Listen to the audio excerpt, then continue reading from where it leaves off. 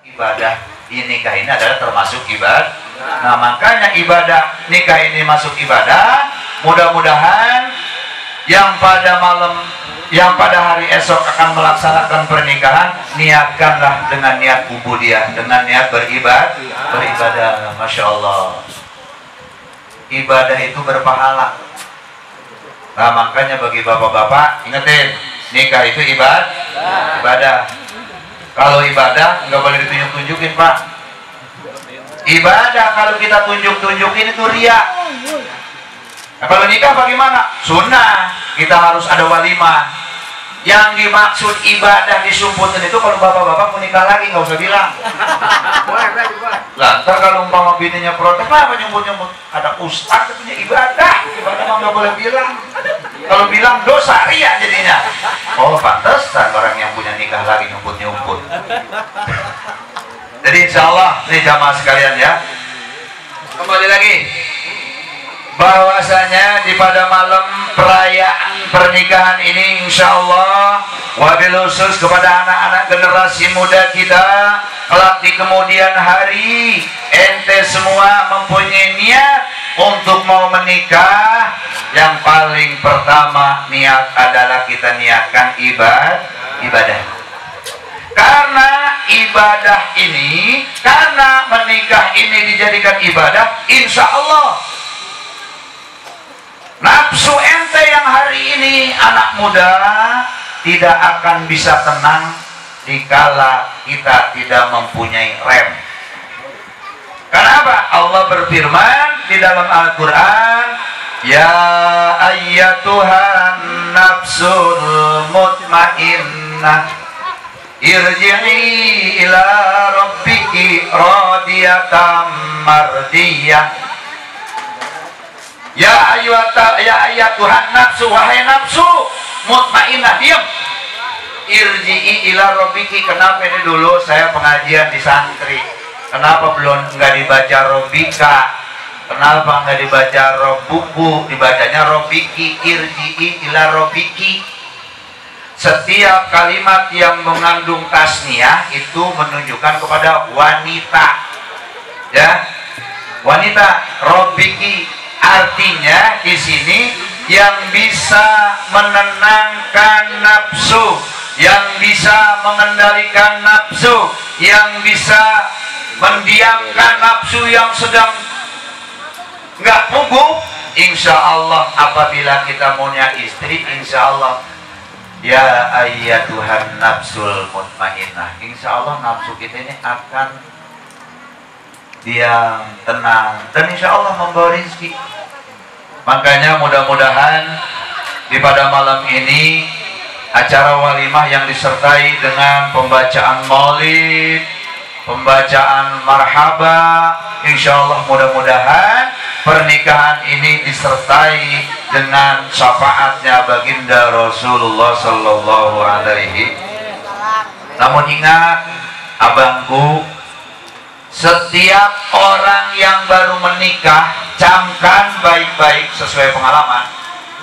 Setiap orang yang baru menikah, Allah tidak akan berhenti, akan memberikan cobaan dan ujian kepada orang yang baru menikah.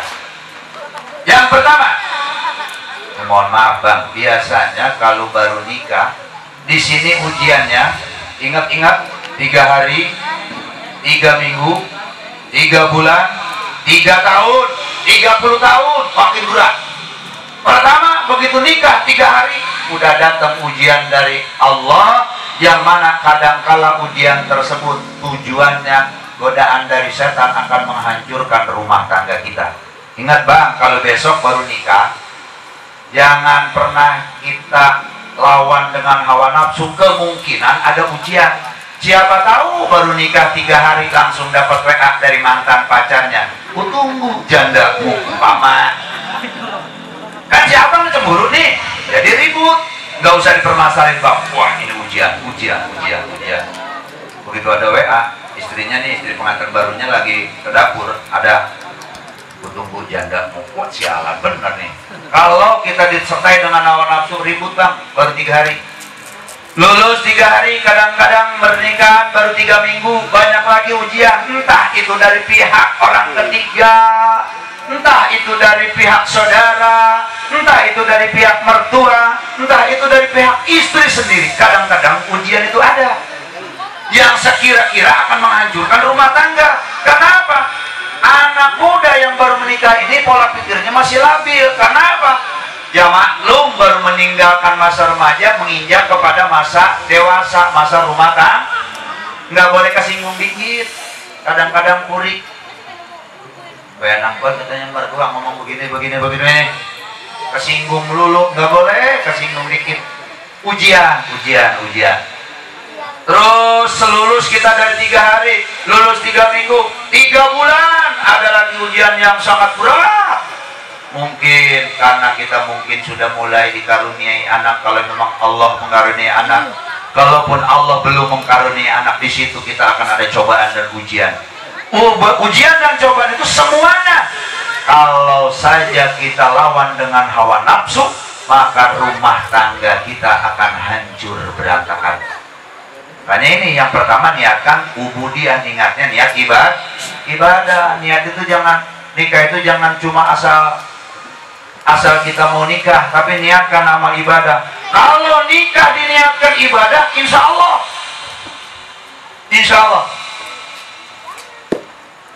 rumah tangga kita akan mawaddah warahmah. Amin ya robbal. Insya Allah mudah-mudahan ini khusus kedua mempelai, setelahnya akad nikah nanti semoga dijadikan rumah tangganya mawaddah warahmah. Amin ya robbal. Selulus daripada 3 bulan, 3 tahun, ada lagi ujian, Bang.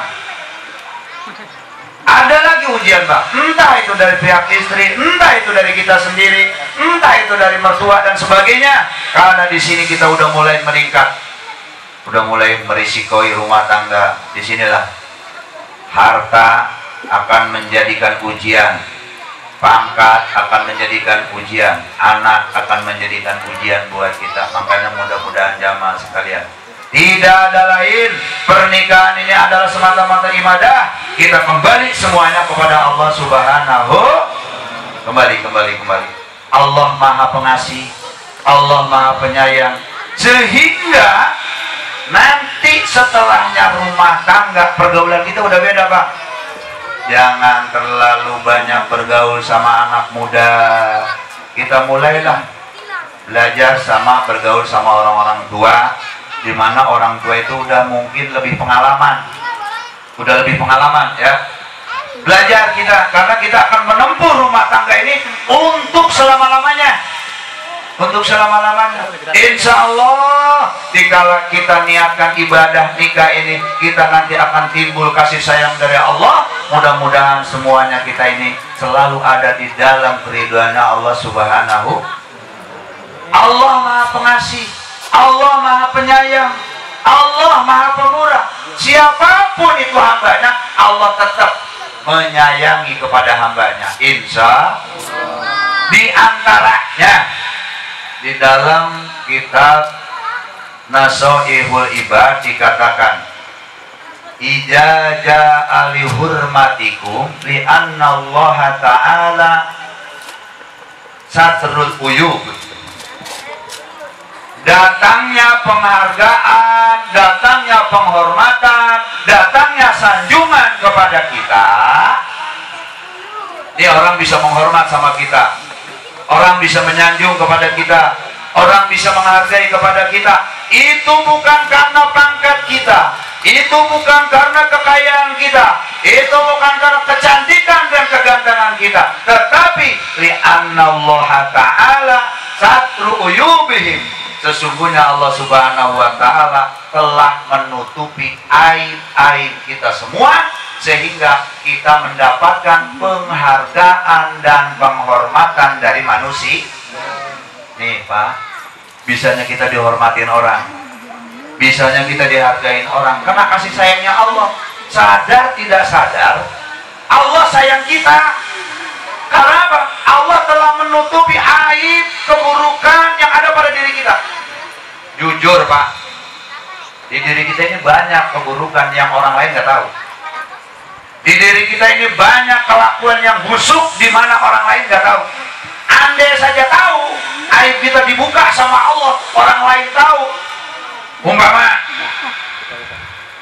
aib saya dibuka, Ustadz Jasaman kan dulu pernah nunggangin kami, umpama dia telah merkosa Mbe, umpama Ustadz Zaman kan udah memperkosa Mbe, dibuka tuh aib seperti itu, kira-kira fitnah kemana-mana viral, Ustadz Zaman telah memperkosa seekor kambing.